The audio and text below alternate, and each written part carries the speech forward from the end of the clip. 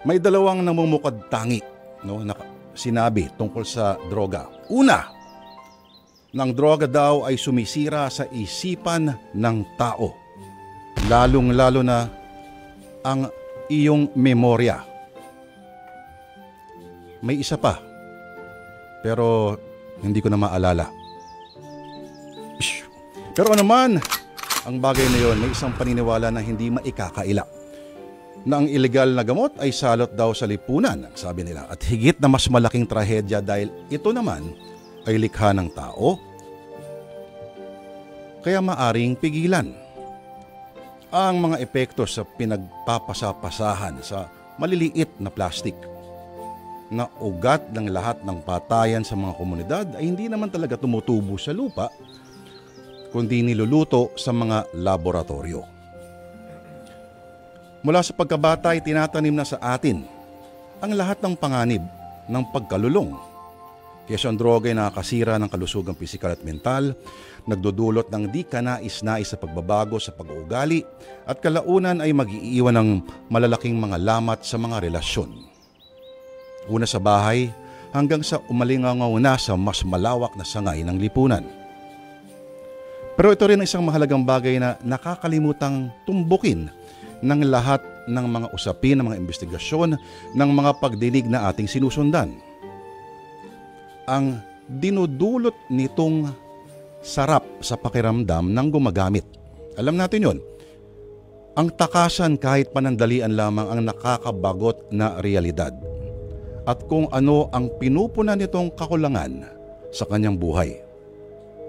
Biro nga ng ilang manunulat, kahit natanggalin mo raw ang lahat ng droga sa mundong ibabaw, ay susubukan pa rin at susubukan sindihan ng ilan ang bawat dahon o halamang tumutubo sa kanilang bakuran. O sasayaw ng paikot-ikot hanggang mahilo at magkaroon ng ilusyon na nakakakita siya ng kung ano. Dahil gagawa pa rin daw na paraan ng sangkatauhan na maabot ng utak ang mas pinaigting na pakiramdam ng ligaya o high. Ito mga kapatid na maaaring pumupuno para sa mga taong maraming kakulangan sa buhay.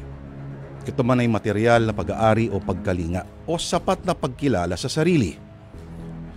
Sa kasamaang palad ay maraming Pilipino ang may gantong mga kakulangan. Isa na dyan ang binatang makikilala natin ngayon sa ating kwento. Siya si Joshua. Mula sa pagkabata ay wala nang ibang aasahan sa buhay matapos mawalan ng magulang.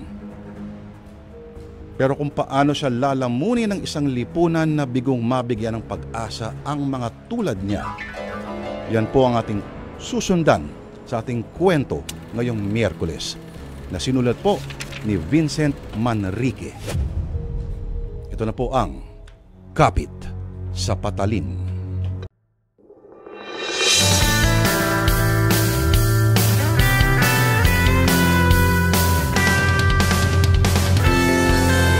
Kumusta?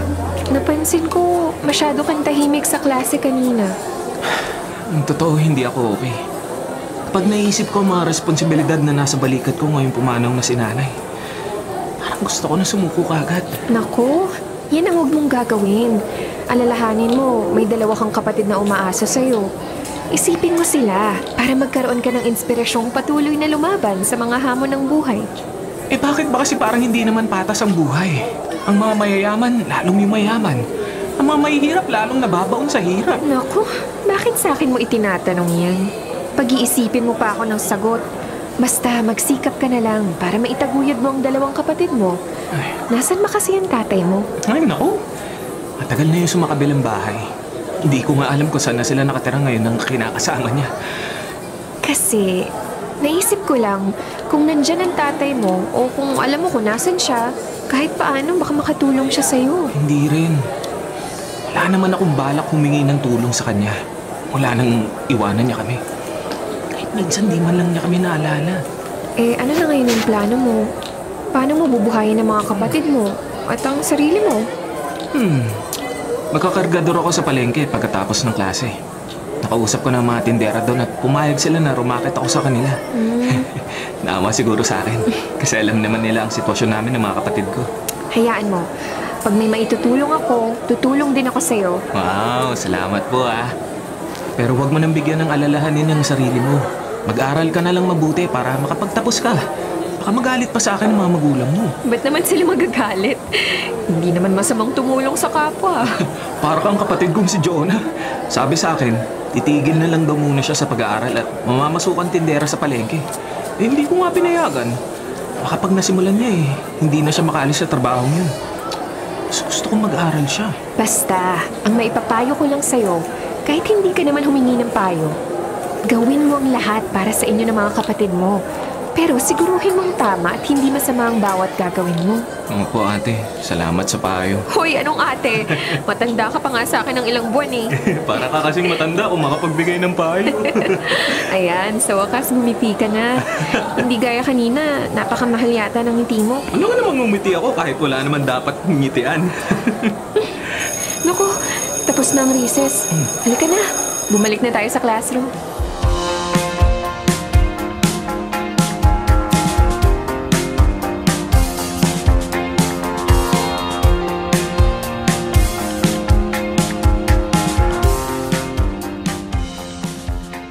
Nandyan ka na pala, kuya. Kumain ka na ba? May kanin at ulam pa sa mesa. Naku, sige lang. Kakain ako mamaya-maya. Nasaan ba si Jay? Lumabas lang saglit. Sinundo kasi ng kaklase niya. Birthday yata May konting salo-salo daw sa bahay nila. Sinabihan ko naman siya na umuwi ka agad. Ay, naku. Lakwatsero talaga tong si Jay. Kung kailan gabi na, saka paalis ng bahay. Huwag ka nang ma-high blood, kuya. Uuwi rin agad yun. Diyan lang naman sa kabilang kanto yung bahay ng kaklase niya Siya nga pala, kuya. Naisip ko para matulungan kita sa mga gastusin dito sa bahay. Magluluto ako ng mga pangmeryenda at ititinda ko dyan sa harapan ng bahay. Naku, baka mapabayaan mo ang pag-aaral mo pag ginawa mo yan. Siyempre hindi, kuya. Sa umaga naman ang klase ko Sa hapon ko naman gagawin yung pagtitinda. Siya. Salamat, Jonah. Dapat kasi ako ang umako niyan dahil ako ang panganay, no? Magkapatid tayo, Kuya Joshua. Kaya payagan mo na akong tulungan ka. Oh, ayan na pala si Jay Sabi ko naman sa'yo, uwi siya agad Kuya, nandito ka na pala. Ay, nauna pa ako umuwi kaysa sa'yo. Hindi Kanina pa ako umuwi. Nayaya lang akong pumunta sa birthday ng classmate ko Siya. Mag-aaral ka ng lessons bago matulog Huwag pababayaan ang pag-aaral. Opo, kuya. Kuya Joshua, yung pinag-usapan natin Bukas ko na sana sisimulan yon. May pera ka ba? Pangpuhunan? Wala nga Hihiram muna sana ako sa'yo. Sige, bibigyan kita ng pera bukas.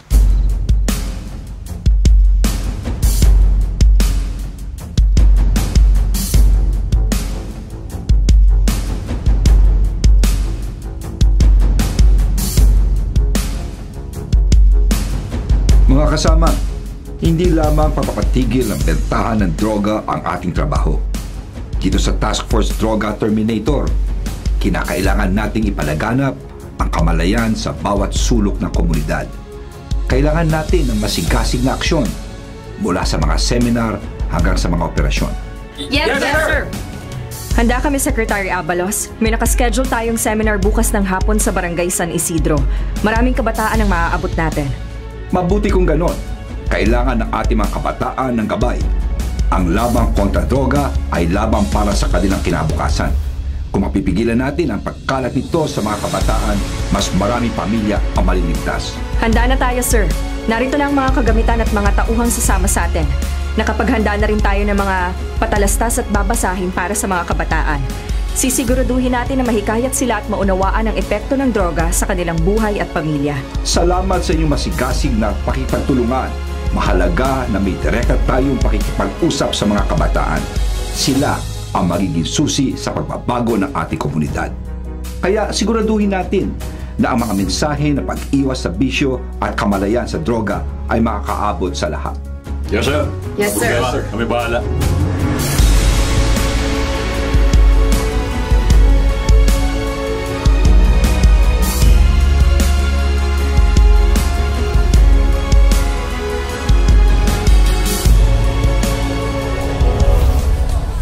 Salamat, tapos na ang klase ko.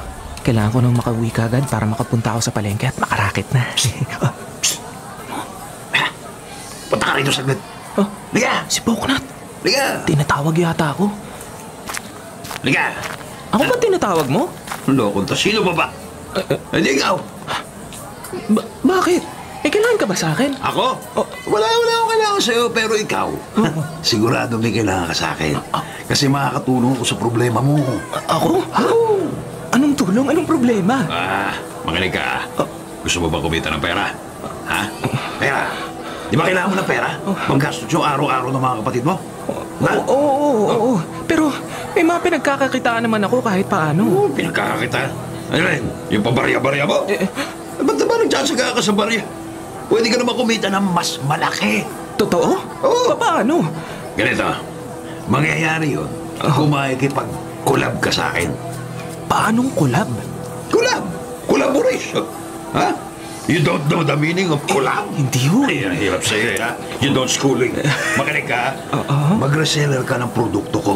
Ha? Yung produkto ko. Ano naman pong produkto yun? Malalaman mo kapag pumayag ka na maging reseller. Ang labo mo naman, Poknat. Baka mamaya kung ano yung ipapatinda mo sa akin. Mas malabo ka. Si Poknat to, ha? Si Poknat to kausap mo. Hindi mo ba ako kilala? Ha? Hindi mo alam ang reputasyon ko sa lugar natin? Droga? Uy! Luko ka! Kamaingay! Napakalakas ang boses mo eh. Ano? Game ka?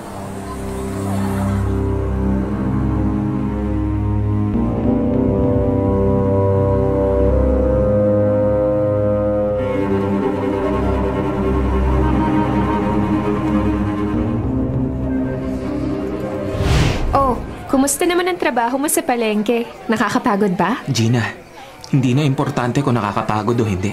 Mas mahalaga na may kinita ako ngayong araw pang gastos namin ng mga kapatid ko para bukas. Grabe, ang sipag mo naman. Teka. May sasabihin pala ako sa'yo. Ano naman yun? Kinausap ako ni Poknat kanina sa labas ng school. Tinanong ako kung gusto ko maging reseller niya. Si Poknat? Yung adik? Oo, siya nga. Naku, ba't nakikipag-usap ka sa mga ganong tao? Baka mamaya mapahamak ka pa. Anong sagot mo sa kanya? Di sabi ko ayoko. Maluwag na ba ang tornilyo ko para gumawa ng ganun? Mabuti naman at hindi ka pumayag sa gusto niyang mangyari. Joshua, lagi mong tatandaan maraming paraan para kumita ng pera. Kaya wag na wag kang gagawa ng pwede mong ikapahamak. Alam ko po yun, ate. Ate na naman.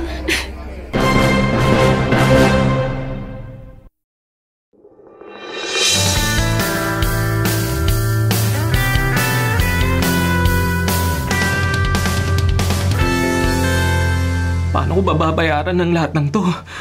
Tubig, kuryente, na 30 nitong titiran namin. Aba, wala nang matitira para sa pagkain namin ng mga kapatid ko kapag binayaran ko na lahat ng ito. Ano bang gagawin ko? Kuya Joshua, bakit hindi ka pa pumupunta sa palengke? Di ba kapag hapon nagkakargador ka doon? Oo, papunta na nga ako. Kinikwenta ko lang itong mga bayarin para alam ko kung magkano ang kailangan kong kitain para makabayad ako at di tayo maputulan ng tubig at kuryente. Pasensya na kuya ha. Hindi pa ako makakatulong. Kakasimula ko lang sa pagtitinda ko eh. Pero yung kita ko sa araw-araw, pwede mong idagdag sa pambili ng pagkain natin. Huwag mong isipin to. Ako dapat ang namumroblema nito. Ang bata mo pa para mag-isip ng ganitong klaseng problema. Basta kuya, yung kikitain ko ngayong hapon, ibibigay ko sa'yo. Kahit maibalik ko man lang yung binigay mo sa aking puhunan kahapon. Siya, salamat. Nasaan ba si Jay? Baka nakikipaglaro sa kapitbahay. Siya, sige, mag-iingat ka, alis na ako. Pauwiin mo kaagad yang si Jay, baka kung mapano pa yan. Dagdag problema pa.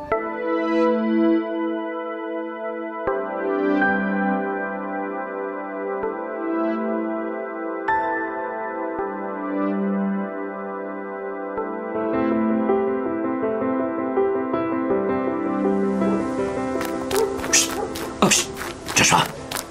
Poknat, bakit? Di ka ba naawa sa kapatid mo? Kapatid? Sino? Di si Jonah! Bakit naman? Anong ibig mong sabihin na nakakaawa? Natitiis mo na nagtitinda siya para lang sa kakarampot na kita? Pwede naman huwag mo siyang pagtindahin at ikaw na lang magtinda ng mga produkto ko eh. Malaki pa kakikitain mo. Di ba nag-usap na tayo tungkol dyan? Kaya nga, inahalo kita uli dahil alam kong akong kailangan mo. Pero, kulit ba? Ikaw talaga Di mo naman kailangan gawin full-time na trabaho to eh. Kahit paminsan-minsan lang ha. Kapag kailangan mo ng extra pera, lumapit ka sa akin. Benta mo yung produkto ko. Alam mo, mas masarap mabuhay kung wala tayong problema sa pera. Kahit nagaling sa pagtutulak ng droga. Uy, grabe ka naman, boy. Sabi ko nga, hindi mo kailangan gawin na madalas. Pass muna ako, Poknat. Pasensya na talaga. Ay, ikaw, sige. O bahala.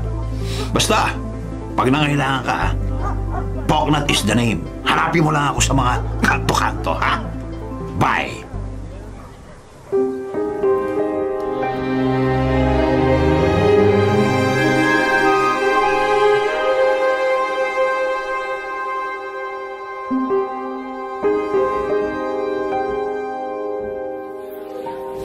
Sa huli, gusto kong sabihin, kayo ang kabataang Pilipino at may malaking kapangyarihan upang makatulong sa pagtugon sa mga suliraning panlipunan.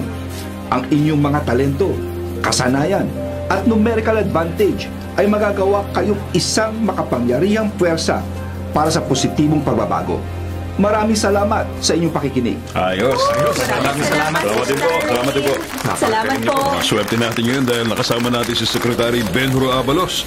Maraming salamat po, sir. At bigyan natin siya muli ng isang masigaw mapalapakan, mga kasama. Salamat po. Salamat po.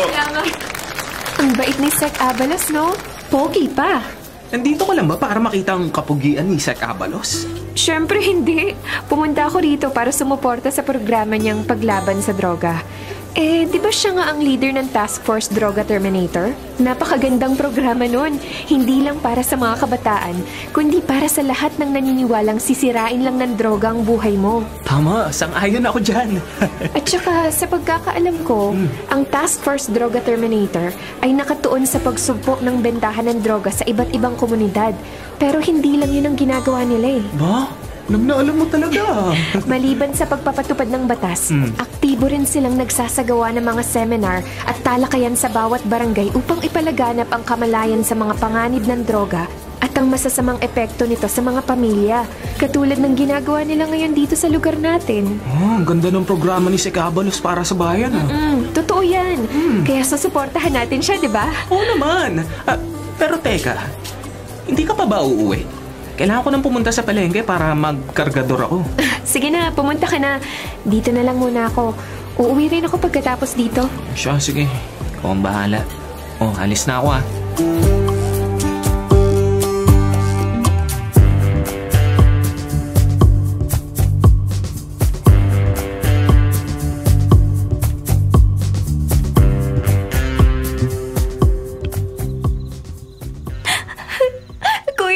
Mabuti dumating ka na.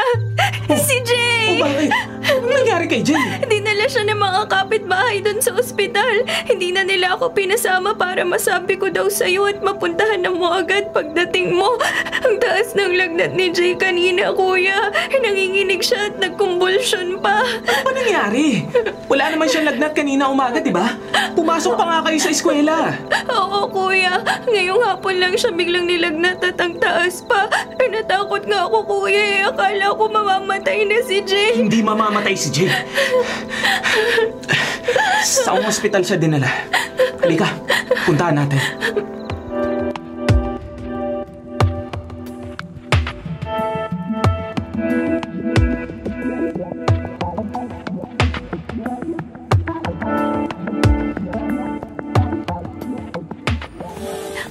Kuya, anong sabi sa'yo ng doktor? Ano raw ang sakit ni Jay? Dengue daw. Obserbahan siya kung tataas ang platelet count niya. Kung hindi, kailangan siya salinan ng dugo. Paano yan, kuya? Madadagdagan pa ang mga kailangan mong bayaran. Hindi pa nga tayo nakakabayad ng renta sa tinitirhan natin eh. Tubig pa lang yung nababayaran natin. Yung kuryente, hindi pa. Sakit sa ulo. Kuya, sorry. Pati kami ni Jay dumagdag pa sa problema mo. Hindi. Huwag mong sisihin ang sarili mo. Hindi naman natin ginusto na magkasakit si Jay. Alam ko naman na binabantayan mo siya. Hayaan mo, gagawa ko ng paraan kahit na ano. Basta, gumaling lang si Jay.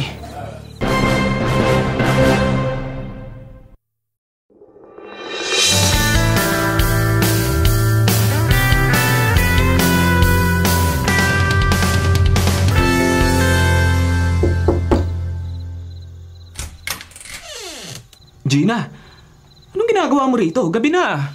Mabuti at naabutan kita. Kanina pa nga kita inaabangan eh. Babalik ka pa ba sa ospital? Oo, May kinuwala ako dito sa bahay, pero babalik ako at si Jonah ang uuwi para makatulog siya ng maayos. Eto pala. Idagdag mo sa pambili ng gamot ni Jay. Ano yan? Saan galing yan? Ipon ko yan. Binasag ko ang alkansya ko kanina.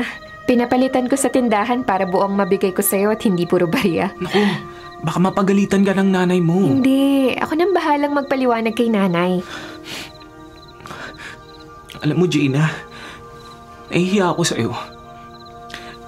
Ayoko sanang tanggapin yan. Kaso, kailangan ko talaga ngayon ng pera para kay Jay. Tatanggapin ko yan pero babayaran kita kahit paunti-unti. Pangako sa'yo. Maliit na halaga lang yan. Pandagdag lang. Ikaw ang bahala kung gusto mong bayaran pero hindi naman kita sisingilin eh. Bayaran mo na lang kung kailan nakakaluwag ka na. Maraming salamat, Gina. Maraming salamat talaga.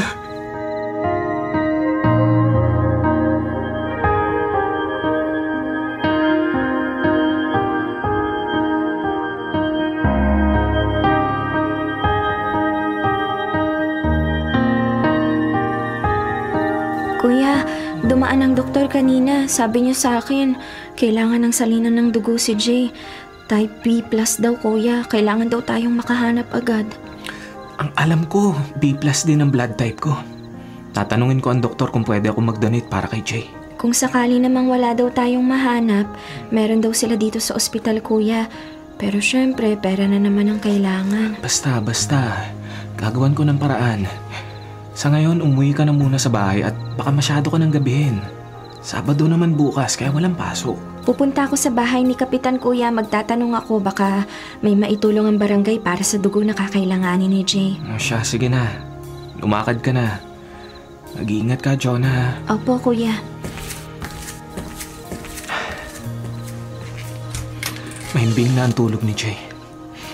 Diyos ko, sana malagpasan ng kapatid ko ang sakit na to. At sana, bigyan ako ng gabay para makahanap ng pambayad dito sa ospital. Hindi ko naman nakalain na sa private hospital pa dinala ng mga kapitbahay namin si Jay. Saan ba ako makakahanap ng pera ng mabilisan? Kahit manalo ako sa loto, hindi ko agad-agad makukuha ang pera. Paano ba? At saan? Mabuti na lang at pinahiram ako ni Gina. Hindi pa naman ako nakakarakit sa palengke dahil nagbabantay ako dito sa ospital. Sino kayang pwede kong hiraman ng pera sa palengke? Ay, sana matapos na ang problema kong ito.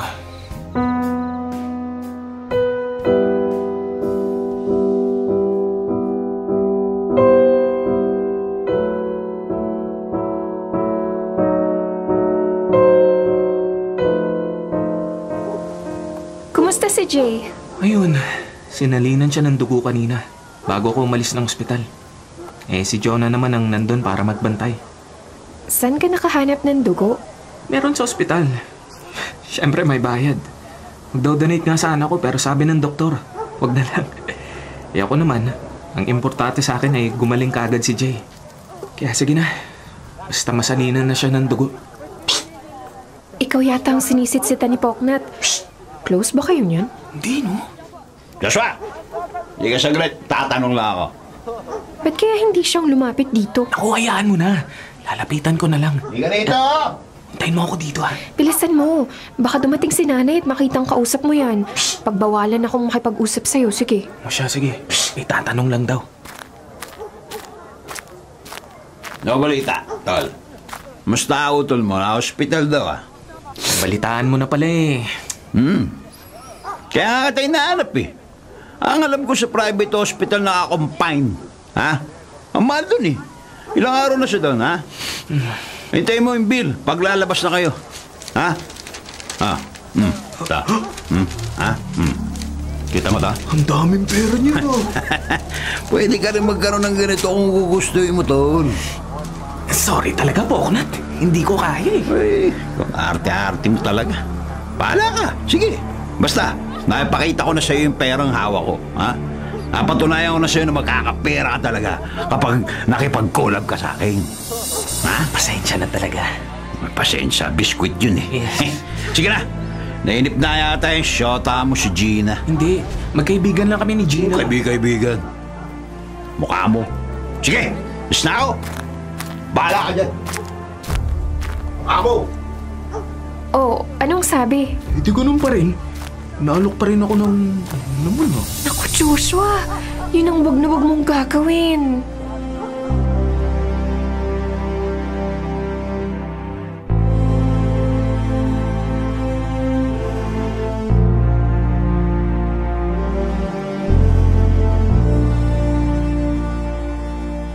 Kuya, di ba sabi mo sa akin, i-check ko kung magkano na ang bill ni Jay dito sa ospital? Oo. Ay, magkano na raw ba? Nagulat ako, kuya. 63,000 pesos na yung total. Ha? Saan ko kukunin ng ganong kalaking halaga? Naisip ko nga rin, kuya eh. Tapos hindi pa naman lalabas si Jay. E di mas lalaki pa yung bill niya. Baka lumagpas pa ng 100,000 pesos. Paano na, kuya? Anong gagawin natin? Hindi ko na alam, Jonah. Hindi ko na alam.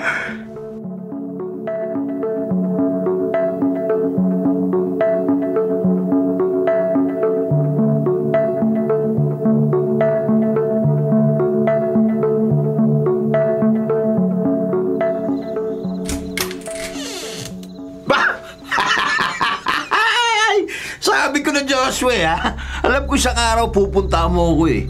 Pero, hindi ko naisip na dito pa sa bahay ko. Ha? Eh, buti alam mo kung saan ako nakatira. Eh, pinagtanong ko lang. Yan sasabi ko eh. Hindi ako magtatanong, ha? Alam ko naman ang sadya mo eh. Ano? Ha? Ano? Collab na ba? Collab? One time lang sana, Coconut. Gipit lang talaga ako. Ay, okay na. Huwag ka na papaliwanag, tol. Lahat naman na lumalapit sa akin, gipit eh. Ha? Okay lang yan kung one time lang ang gusto mo. Kung gusto mong second time, third time, multiple time, sige lang. Sigurado naman ako uulit ka pa eh. Uulit at uulit ka pa. Hindi, one time lang talaga. Pambayad lang sa ospital. Tingin mo ba kikitain mo sa sinasabi mo one time yung pambayad mo sa ospital? Ha? Hindi ba? Ilang beses ba dapat? Pwede ko bang kunin ng advance ang bayad? Oy, teka. Ikaw Oo. Ngayon ka palang umano, may pa-advance ka pa nalalaman. Relax ka lang. Madada naman ako sa pakiusap kung gusto mo ng advance payment na yan eh.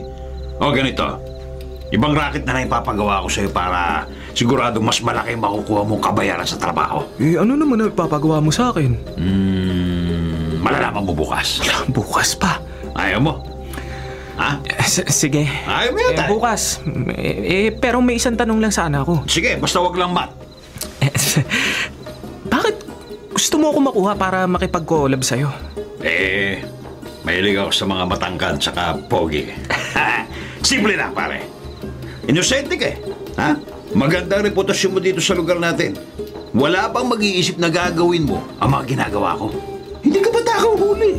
Kaya nga, okay lang sa akin kung minsan-minsan mo lang gagawin. Ha?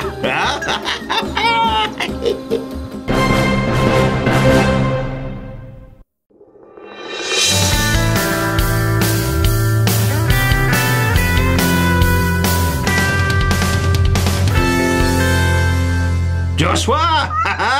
Natutuwa ako't bumalik ka. Alam mo, napakadali lang ipapagawa ko sa'yo, ha? Ito, isang simpleng pagde-deliver lang. May malaking kita ka na kagad. Anong kailangan kong gawin? Ganito, ha? Dadali mo, kita mo to? Dadali mo lang tong envelope na to sa warehouse, ha? Pagkatapos, may bibigay silang package sa'yo, tol. Tapos, dali mo yung package. At kapag nasa akin na yung package, babayaran na kita. Ha? May pera ka na, no? Ganun lang? Oo. Ano ang laman ng package? Alam mo na kung ano yun. Basta mag-iingat ka, ha? Dahil kapag sumabit ka, ikaw lang ang sasabit. Dahil ikaw ang may dala ng package. Maliwanag ba? Maliwanag. Yan. Ito, ha? Ito yung envelope. Yan. Ito naman, sa papel ang address ng warehouse, ha? Yan, dyan nakalagay. Nakasulat. Nakita mo? Ilagay mo sa bag mo at lumakad ka na. Hihintayin kita mamaya, ha? Dapat, dala mo na yung package.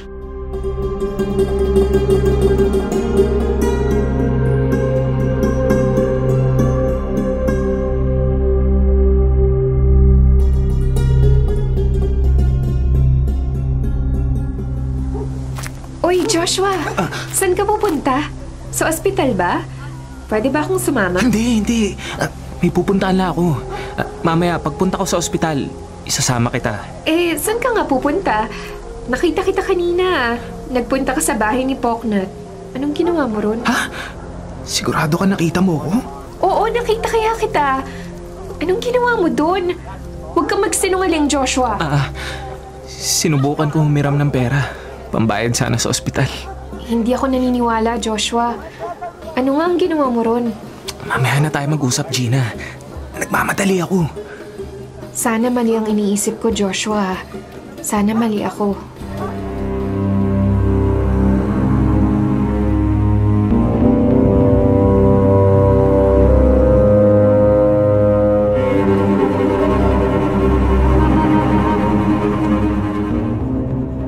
Ate Jonah, nasan si Kuya? Jay, nasa bahay si Kuya Joshua. Nagpapalitan kami sa pagbabantay sa'yo. Mamayang gabi pupunta siya rito. Kamusta na ba ang pakiramdam mo? Ate Jonah, sabihin niyo po kay Kuya Joshua na ilabas na niya ako rito. Wala tayong pambayad dito, ate. Sabi ni Kuya, gagawan niya ng paraan. Paano? Hindi ko nga alam eh. Nakikita ko nga na sobrang namomroblema na si Kuya.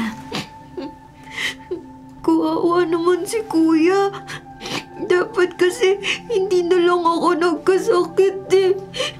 Huwag ka nang umiyak, Jay. Baka makasama sa iyong pag-iyak. Sige ka. Baka lalo ka pang magtagal dito sa ospital. Mas lalaki ang bayarin ni Kuya.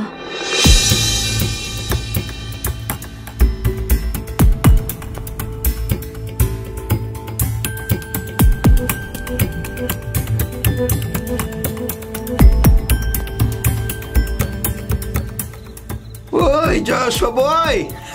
Okay ka naman pala eh. Ano sabi ko sa'yo? Di ba? Madali lang ang trabaho. Madali lang kumita ng pera. Ayos to. Okay, bubuksan ko na tong package na dala mo, ha? Package na ako. Yan. Oh, uy, wow. Solid to, Okay. Okay, sige. Ayos na. Sige, bibigay ko na tong bayad mo, ha? Eto. Yan, kunin mo. Akin lahat to? Ang daming pera nito Ang laking halaga nito. Siyempre, ako pa ba? Ako kausap mo.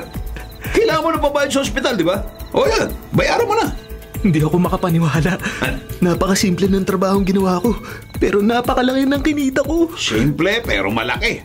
Ayaw mo lang kasi maniwala sa akin, pre. Maraming salamat po, Oknat. Maraming salamat Alis na ako. Sige, malis ka na. Pero bumalik ka, ha? Pag gusto muli ng racket, Poknat is the name!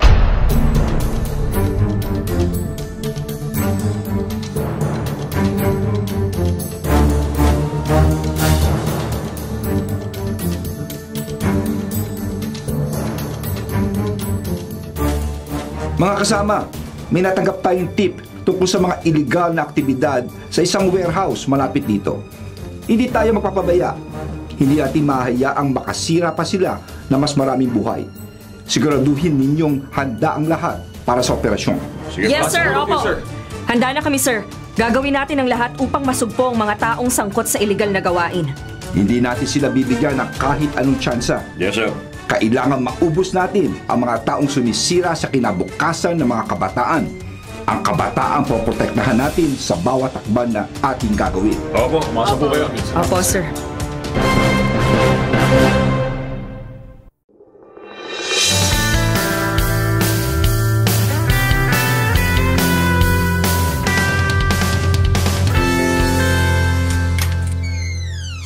Nandyan ka na pala, Kuya Joshua. Bakit medyo late yata ang pagpunta mo dito? Kanina ka pa namin hinihintay ni Jay. Pasensya na kayo. Rumakit pa ako sa palengke para may pera tayo. Kuya? Jay, musta na ang pakiramdam mo? Magaling ka na ba? Medyo okay na ang pakiramdam ko, Kuya Joshua. Kaya nga sabi ko kay Ate Jonah sabihin sa'yo na ilabas na ako dito. Kasi alam ko, Kuya, na ang mahal ng babayaran mo. Mahihirapan kang maghanap ng pambayad. Huwag mong problemahin yun, Jay. Ang dapat mo lang isipin at gawin ay magpagaling ka kagad para makalabas ka na ng ospital. Hayaan mo nang ako ang mag-isip ng tungkol sa pambayad dito sa ospital. Kuya Joshua, nagpunta pala dito kanina si Ate Gina. Ha? Ay, bakit naman daw? Dumalaw lang kay Jay, nangangamusta. Nasabi nga niya na nagkita kayo pero may pupuntahan ka pa raw kaya siya na lang mag-isa ang pumunta rito. Oo. Nagkita nga kami. Sabi ko nga sa kanya na sabay na lang kami pumunta rito. Nagpunta na pala. Uuwi na muna ako, kuya, ha? Gabi na, ikaw na muna ang bahala kay Jay. Ingat, Ate Jonah. Magpagaling ka, Jay, ha? Kuya, aalis na ako.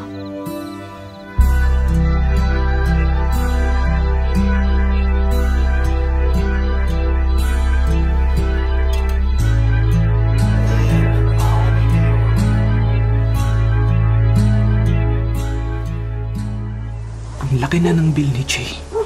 Yung dating 63,000, naging 70,000 kaagad. Halos walang natira sa kinita ko kay Poknat. Bariya na lang. Ay, ang bilis talagang maubos ng pera. Tumadaan lang sa palad. Sabi ng doktor, pwede nang lumabas si Jay sa makalawa. Magkano pa kaya ang kailangan kong bayaran paglabas ng ospital ni Jay? Wala na akong pera. At kailangan ko pa ng pera ulit.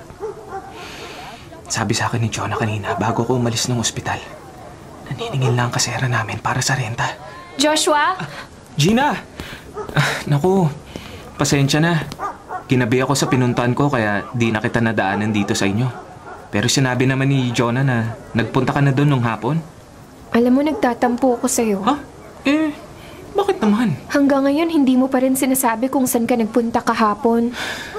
Mas magandang huwag mo nang malaman. Dahil totoo ang hinala ko. Gina... Totoo naman talaga, di ba? Pinatulan mo ng alok ni Poknat. Nagpakasama ka na. Gina, patawarin mo ako. Pero sana unawain mo rin ako. Kung bakit ko ginawa yun. Wala na akong mapagkukunan. Hindi ko na alam kung paano malalagpasan ang problemang yun. Mali, Joshua eh. Mali talaga. Kahit saang anggulo ko tignan, kahit paano ko isipin, wala akong makitang tama. Maling-mali, Joshua. Sorry na. Lalabas na ng ospital si Jay sa isang araw. Kailangan pa ng perang pambayad. Saan kamay ng Diyos ko kukunin ng pera? Wala na akong maisip na ibang paraan, Gina.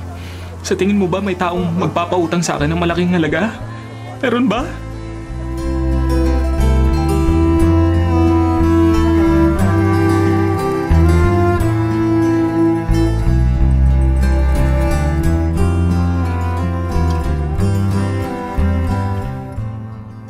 Joshua boy! Ginugulat mo talaga ako, ha? Dati ayaw mo magtrabaho sa akin, di ba? Tapos, nung nagtrabaho ka na, sabi mo 1 time lang. Pero ngayon, 2 time na, 3 time, 4 times. Ba't nandito ako ulit, pre, ha? Kinapos kasi yung perang kinita ko sa'yo, Poknat. Yeah. Lalabas na ng ospital si Jay. Babayaran pa ako. Ikaw lang ang alam kung makapagbibigay ng perang kailangan ko kapalit ng trabahong ibibigay mo. Magaling! Very good! Natuto ka na. Mabibigyan mo ba ako ng trabaho ngayon? Oo naman. Bilis na sagot ko, di ba? Sakto nga yung punta mo eh. Sige, ganito. Dating gawin. Magdadala ka ng envelope sa warehouse at dadali mo sa akin yung package na ibibigay nila sa'yo. Sige, game ako. Game? Yan. Ito yung envelope, ha? Alam mo naman na address, kaya hindi ko na bibigay sa'yo. Oo. Yung dati yan. Kabisado ko na address ng warehouse. Mismo. Gaya na paalala ko sa'yo, Joshua boy. Mag-iingat ka. Dahil kapag nahuli ka, ikaw lang ang sasabi. Dahil nasa iyo ang ebidensya. Tandaan ko, Poknat. Yan. Sige. Alis na ako para hindi ako masyadong gabihin. Basta huwag mo kakalimutan. Poknat is the name.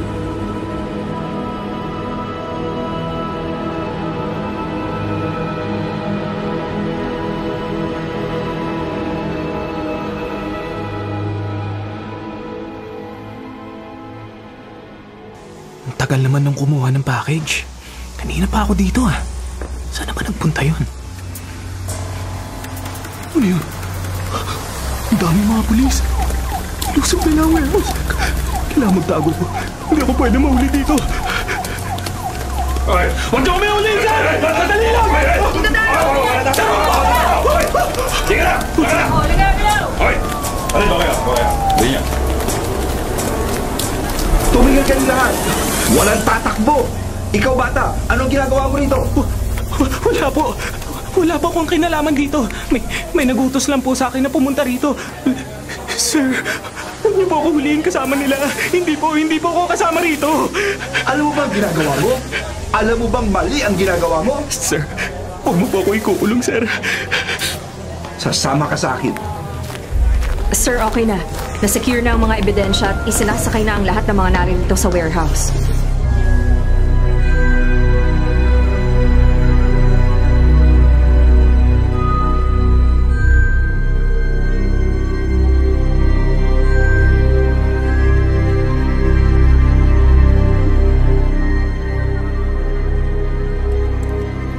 Anong pangalan mo, bata?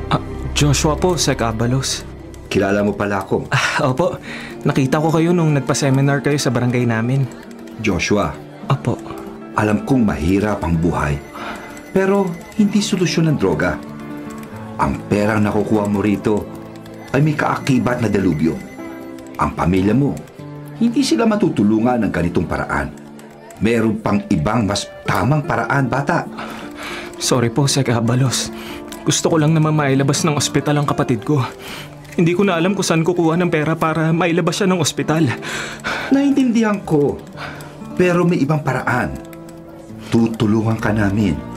Basta ang kapalit ay ang pangako mo sa akin. Hindi ka na babalik sa ganitong buhay. Opo, nangangako po ako, Sec Abalos.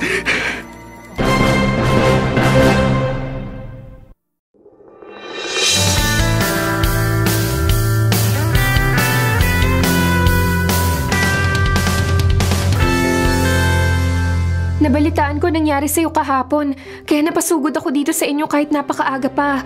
Ano pa kasing nangyari? Aamin na ako sa'yo, Gina. Oo, tumanggap ako ng trabaho kay Poknat. Speaking of Poknat, may mga pulis na pumunta sa bahay niya. Nahuli na rin siya. Nako, sabi ko na nga ba't mahuhuli din siya? Hindi niya laging malulusutan ng batas. Ba't pala humirit ka ng isa pang racket kay Poknat? Akala ko kaya ng bayad sa isang trabaho ang pambayad sa ospital. Kaso kinulang. Kaya nagsabi ako kay Poknat ng isa pa. Tapos minalas ka pa. Nagkaroon ng operasyon doon ng task force ni Sec Abalos at nahuli ka dahil nandun ka mismo sa warehouse. Tama ako, diba? Alam mo naman na pala eh. Nasa balita kasi. Swerte mo lang dahil hindi ka kasama sa nabalita. Mabuti na rin ang nangyari. Nakita mo agad ang pwede mong mapuntahan kapag di mo itinigil ang gawain yun. May chance ka pang ayusin ang lahat. Oo, Gina. Kung hindi dahil kay Sec Abalos, baka tuluyan na ako naligaw ng landas. Sobrang bait niya. Tinulungan pa niya ako kahit hindi naman niya ako kilala. Kaya mo pang magbagong buhay, Joshua. Hindi pa huli ang lahat. Basta tuloy lang sa tama at matuwid na landas.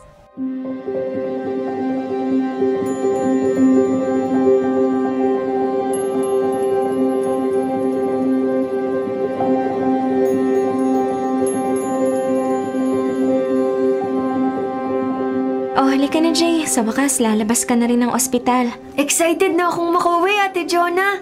Nasaan na ba si Kuya Joshua? Nagpunta lang sa cashier para ayusin ang discharge paper mo. Katibayan nyo na pwede ka na talagang lumabas ng ospital na to. Oh, andyan na pala si Kuya eh. Nagulat ako pagpunta ko sa cashier kanina. May nagbayad na raw ng balanse natin dito sa ospital. Eto na. Dala ko na ang discharge paper ni Jay. Makakalabas ka na ng ospital, Jay. Magaling ka na sa awa ng Diyos. Oh, iiyak pa yan si Kuya. Kung kailan magaling na ako. Loko ka, ha? Halika na. Umuwi na tayo at nang makapagpahinga. Sobrang na-stress ako nitong nakaraang mga araw.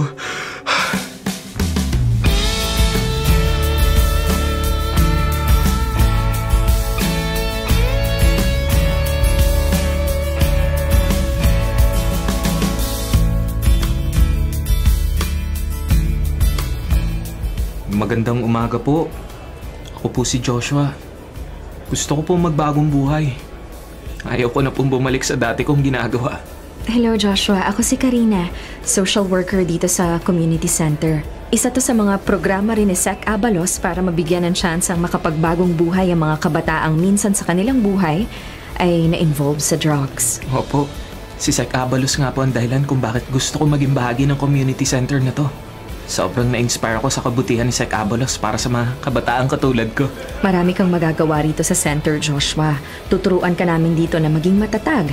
Hayaan mo at ipakikilala kita sa iba pang mga kabataang naririto na tulad mo ay gusto ring magbagong buhay. Maraming salamat, Ma'am Karina. Gusto ko lang punto pa rin ang pangako ko kay Sec Abalos na hindi na ako babalik sa dati kong gawain.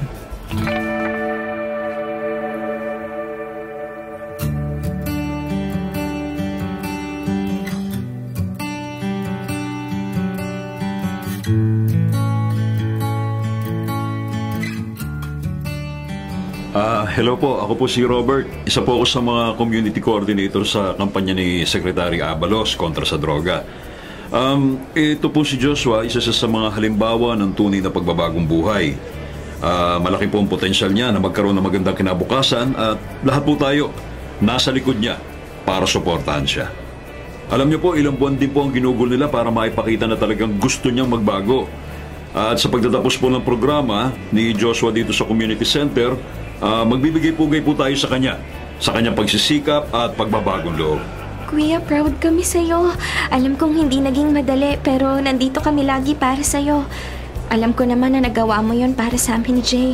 Hindi kita sinisisi, kuya. Naiintindihan kita ng buong puso. At masaya ako sa pagbabagong buhay mo. Totoo. Nakaka-inspire ang pagbabago ni Joshua, hindi ba? Mula sa maling landas na muntik niyang tahakin, natutunan niya ang halaga ng bawat tama at responsableng desisyon. Joshua, anong masasabi mo? Gusto ko lang po sabihin ng buong puso kong susuportahan ng mga programa ni Sec Abalos. Hindi lang ako, pati ang mga kapatid ko at ang kaibigan kong si Gina. Lahat po kami, buo ang suporta kay Sec Abalos. Tama. Salamat, Joshua. Marami po sa atin ang dumadaan sa matinding pagsubok. Pero katulad po nitong si Joshua, may pag-asa at suporta na laging handang tumulong, katulad ni Secretary Benhur Abalos. At alam natin, hindi titigil si Secretary Abalos sa pagtulong sa mga kabataan at sa komunidad laban sa masamang bisyo.